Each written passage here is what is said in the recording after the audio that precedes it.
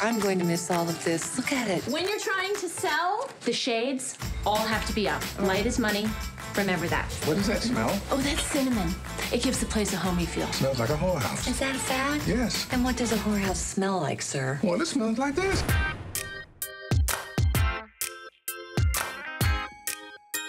It's pretty much just a universal story about a long-term couple. I mean, they've been together for at least 2 generations, 40 years. We got tomatoes. How many did we get last year? 6? 8. Was it? 8. Mm-hmm. Well, that works out to be about $9 a piece, and we could have gone to the Four Seasons for less than that. They're comfortable in their own skin and then with each other. I mean, the two people married for all that time, obviously. They love each other. What are you doing, honey? What is it? Oh, God. What is it going to be? Thank you very much. I love you. Uh-oh. That feels a little... Wait, there's something strange about this. Something doesn't... I don't know what's going on. Oh, no, it is. It's trouble. It's trouble. No, it's such trouble. Yeah! The story takes place over the course of a crazy weekend, you know, where a couple has been together for 40 years, and the decision is, should we leave our home or should we, you know, stay? So where would we go? Oh, I think, well, with $1 million, frankly, we could go anywhere. We might get $1 million. Anyway, it'll cost $1 million to get another place like this. It's Lily. The dock lady's made an offer. Really? How much? $850. Well, so low? It's an offer, that's all. Yeah, I don't know. What do you think? Should we take this? What's the rush? We've only been in the market 20 minutes. It's a portrait of a couple who are getting older. You have got to learn to stop worrying. But I like to worry. It keeps me calm. But it's also about how do you choose to live the last chapters of your life. There's no way we can leave New York. Well, we're not going to leave New York. No, all we need is a place for you to pay and an elevator. Do you play it safe and do you do the thing that's prudent, or do you use those last chapters to be true to who you are and kind of, you know, toss caution aside and live the way you want to live, which, you know, is what they choose to do in the end. Nobody's going to go live in Florida. Then where are we going to go? Let's take things into our own hands. All right, how do we do that? Look at us. We've always done what we wanted to, haven't we? Yeah. Right? And what are you laughing at? What are you doing? Why are you laughing at me?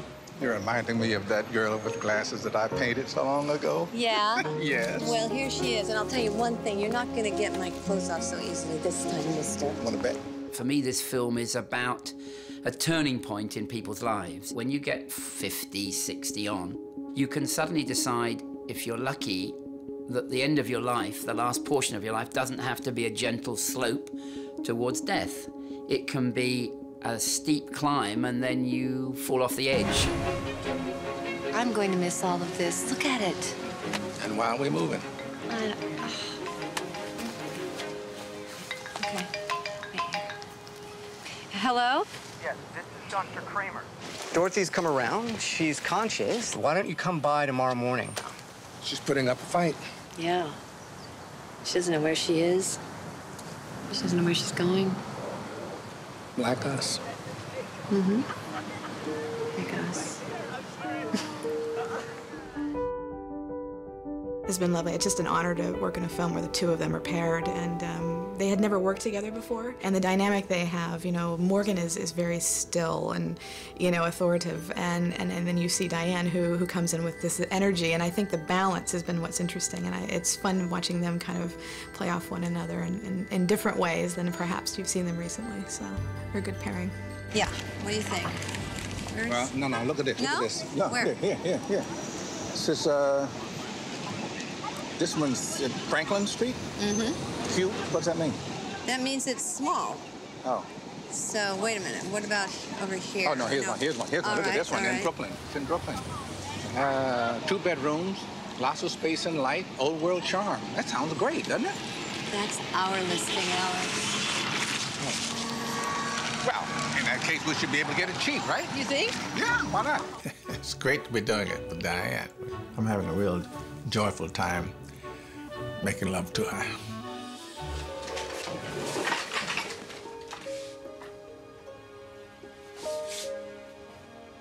Why are you still paying this old lady? What old lady? Ooh, good answer. They're offering to go as high as $8.75. $8.75? But you have to decide now because they don't want to get into a bidding war. So the offer is only good for 15 minutes. What should we do? So I'm going to call the matching sweaters and tell them about the dog ladies offer. And then I'm going to call the dog ladies and just stall them. This is getting confusing. Relax. This is what I do. I'm not really the villain of the piece, but I guess I'm as close to there being a villain as there is. And, you know, she's incredibly high-powered. She's incredibly aggressive. She's very, very confident, basically, but there is this undercurrent of insecurity certainly driving her, and I'm not only Diane's niece, but I'm also her broker. So I imagine what this means to the character to sort of have grown up with your aunt and uncle who you admire and then all of a sudden get to, you know, do your job and do it for them and get to show them off how grown up and professional you are. It's a very exciting prospect for her, and of course it doesn't go as smoothly as she hopes. When you're trying to sell, you don't want any clutter. Less is more. All the books gotta go away. First thing, when you wake up, turn this on and let it simmer. Gives the whole apartment a homey feel. Okay. Works every time. For me, you know, she dresses very, very loudly. She's very, she doesn't really have the best taste. She's very snazzy, you know, and I think it's a wonderful contrast to Morgan and Diane. They're both just so quietly, aesthetically considered and sustaining, and she's just all about flash and all about right now and making an impact rather than the long haul. Wait, now, we're moving a little quickly here. May I remind you that you're the ones who want to buy a new apartment. This is how it works. Dog eat dog. You snooze, you lose. Okay. My broker that I've used recently is an old friend of mine from high school, and she's really wonderful and really hilarious. She was a stand-up comic in her previous life. So I certainly have tried to take a lot of her energy and spunk and wit for Lily, for my character. Oh, good news, bad news. The dog ladies texted, they're thinking of dropping out. Matching Sweaters said they need more time to discuss it. What's the good news? A third party has made a bid. Who? The woman with the blue leggings. Okay, which one was that? The psychiatrist. Oh, her. I am gonna call back Dog Ladies and Matching Sweaters, tell them about our new bid. Then I'm gonna call Blue Leggings and tell her we are considering her offer. Hi, this is Lily Portman. It's like we're talking about Indians in the Old West. Blue leggings and Lone Eagle. Stop it. Twin sweaters and running trout. One thing that's great about Morgan is he certainly is an actor foremost, but I think he really sees things with a director's eye, and he will give me notes, and I will be so grateful to receive them. Let's see, one time there was a part where he was trying to get me to sit down on a chair, and I was like, why would I sit down on the chair? Because I'm so hyped up and I'm thinking and all this stuff, and he was like, well, if you're standing and we're sitting, it doesn't cut well together. I was like, oh, I bet you're right. Okay, here's where we stand. Matching Sweaters has offered $8.86. See, you were right. They're bid surfing. They're trying to ride the crest of the big numbers. And we'll give it to whichever's highest. That's the way it works. Sounds good. Lily Portman and Associates, please hold. I'm gonna keep you posted. If you go out, you take your cell phones with you. Lily Portman, how can I help? Her character is a dynamo. She's a salesperson. She's in real estate, you know. And when she comes on, it's like, ding! Do you see how the hallway expands the sense of space? Yeah. And would you look at the size of the kitchen? And you've got light coming from both directions. Look at all the cabinet space, the light. When you have breakfast in here, you're gonna practically have to wear sunglasses. Oh, am I right? I don't know. Can I pet Harold? No. He's wearing the best. Sorry.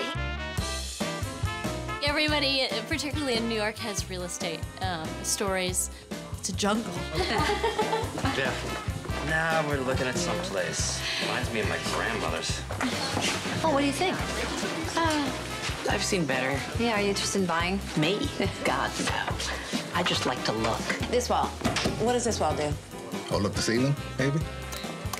Oh, please don't do that, sweetheart. You're gonna break it. We don't say no to Justin. Well, I can say no to him if you like. We prefer to explain things to him. Justin, do you know why it's inappropriate to flick the switch like that? Oh, hi. I hope you don't mind. I have to lie down in a bedroom before I know what it's like to sleep in it. I mean, this is the position I'm going to be in the most in here, isn't it? I suppose so. Oh, my God. This is an awesome apartment. We like it.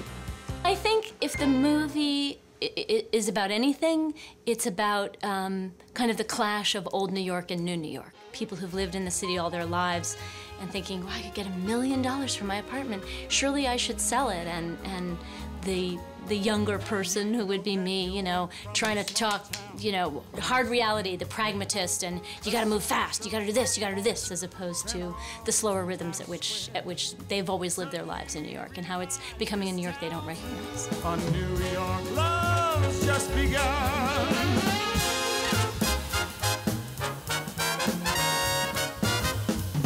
I first came to New York when I was a kid, about 18, and fell in love with the place. And of all my life, I wanted to make a movie here. The dream was to shoot in New York because it really is a New York story. New York is very much a character in this movie, so we really wanted to capture that. Doing shots with Morgan and Diane on Fifth Avenue in the middle of a working day without, you know, no security. But no one was aggressive in any way. But they're inquisitive, and they, you know, you don't get major movie stars turning up outside your Dunkin' Donuts every 2 minutes. New York is a great place to visit. It really is, and that's what I'm doing. I'm here visiting while I shoot this film.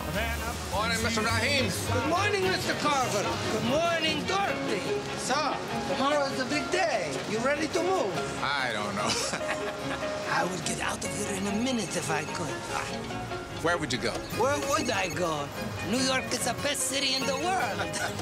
He's checking into the plaza. You can't recreate the feel of New York without shooting in New York because of the intensity comes across on film. All the exteriors are going to be noisy because that's New York, and you know, it's part of the intensity of the film.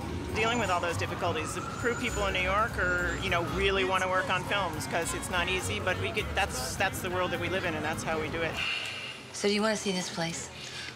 Not if it's as bad as the last one. Well, don't be discouraged. We're just looking. Yes, I didn't know how bad it could be. It's in the neighborhood. Remember, you remember, it's a sunny two-bedroom? Oh, yeah, it's probably in the basement. Oh, this looks nice. And it's on that 9th floor. We've never lived that high up before. We can't have the blinds drawn in any scenes, really, in any room, otherwise it's going to look even more like a stage play. We need to get some depth there. Richard, Long Train? Insufferable Englishman. Is he going to see this? This is what you want, Chrissy, right? We had a very short time to prep this movie, and I dare say we wouldn't have gotten the movie that we're getting if Richard hadn't been on board. He's very experienced. We had 6 weeks to prep this movie. We should have had twice that long. And because Richard knows exactly what he wants, he's not taking a lot of time on set. We have amazing actors that get it right first, second, or third take, and he knows what he's going to do in the editing room, so we don't waste a lot of time. What's great about our director, Richard, is the way he collaborates. You know, he really takes suggestions from people. He'll listen to you, what your instincts are as an actor, but he really wants to tell the story. He's delightful, to be really truthful. Great sense of humor.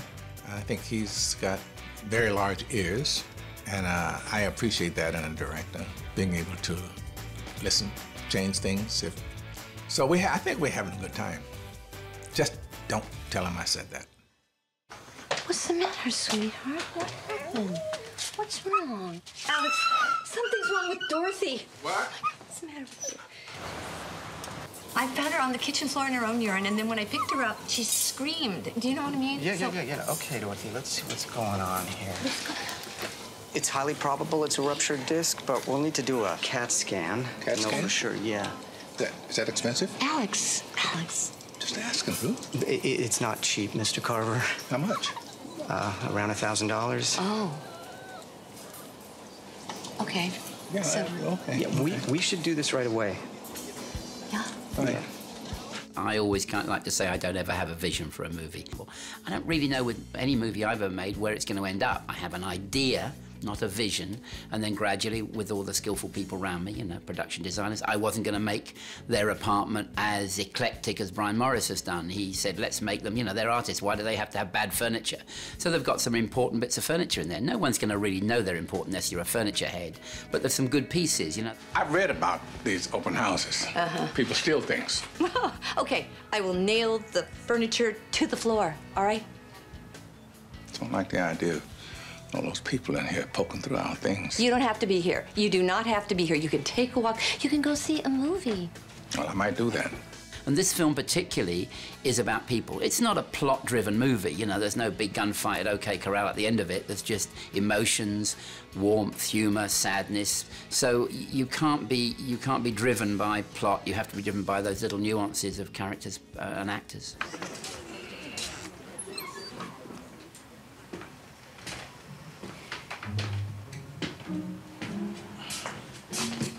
That's an awesome view.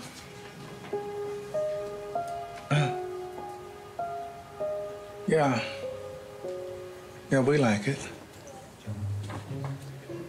You looking to buy? My mother is. Oh, I see. Why are you selling it?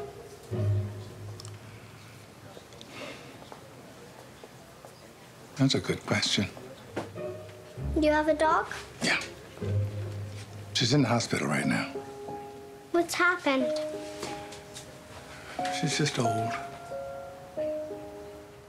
I think increasingly we're seeing big special effects-driven movies. We're seeing, you know, branded properties, Marvel and all those kind of terrific films. But what we're not seeing a lot of is really kind of nuanced character pieces. It's based on a really happy marriage, and it's a movie that is not about being an interracial couple. It's about being a couple in love for 40 years. And this kind of portrayal of a happily married interracial couple for 40 years could never have happened at any other time.